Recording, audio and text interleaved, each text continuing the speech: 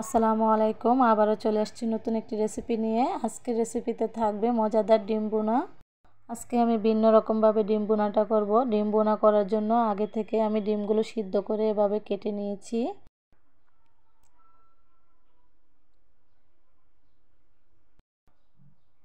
এখানে আমি কিছু মশলা ব্লেন্ড করে নিয়েছি। এখানে 3টি পেঁয়াজ দিয়েছি, একটি আলু দিয়েছি, আর 2টো কাঁচামরিচ, একটি টমেটো।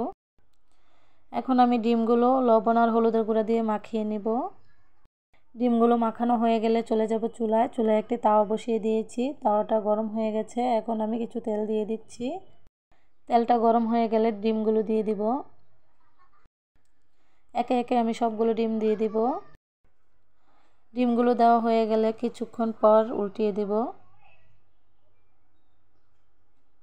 এখন আমি উল্টিয়ে দিচ্ছি। উল্টিয়ে পাল্টিয়ে আমি ডিমগুলো ভেজে নিব।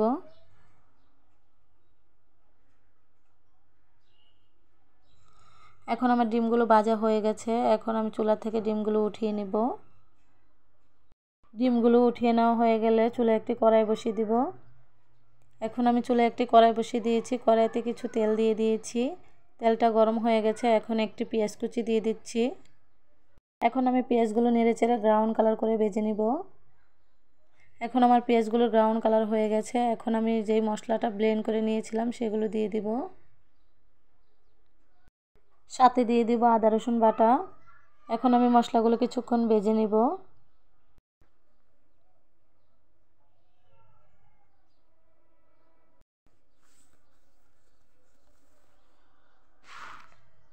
এখন আমি মশলাগুলো নেড়েচেড়ে কিছুক্ষণ ভেজে নিয়েছি।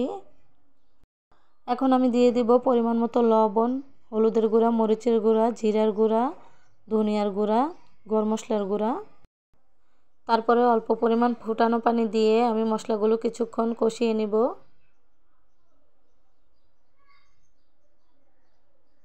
মশলাটা ভালোভাবে কষিয়ে নিতে হবে।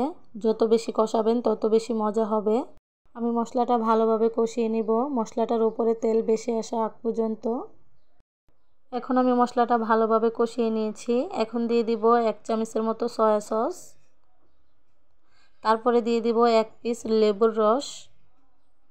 এখন আমি সবগুলো উপকরণ ভালোভাবে মিশিয়ে নিব।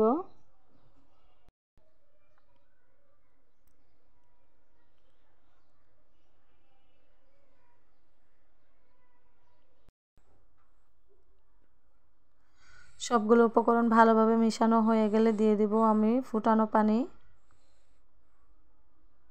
আমি সবসময় যে কোনো তরকারিতে ফুটানো পানিটা দেওয়ার চেষ্টা করি, তাহলে তরকারির কালারটা খুব সুন্দর থাকে আর খেতেও ভীষণ মজা হয়।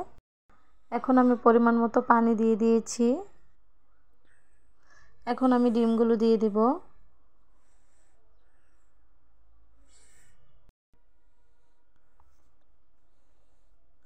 ডিমগুলো দেওয়া হয়ে গেলে চুলার আঁচটা কমিয়ে একটু নেড়েচেড়ে একটা ঢাকনা দিয়ে ঢেকে আমি 5 মিনিটের মতো ডিমগুলো রান্না করে নিব।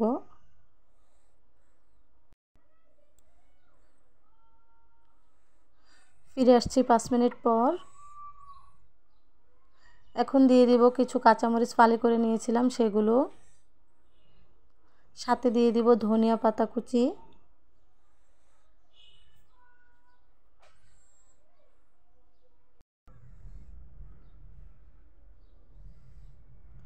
এখন আর বেশিক্ষণ রান্না করব না। এখন 2 মিনিটের মতো নেড়েচেড়ে আমি রান্না করে নিব।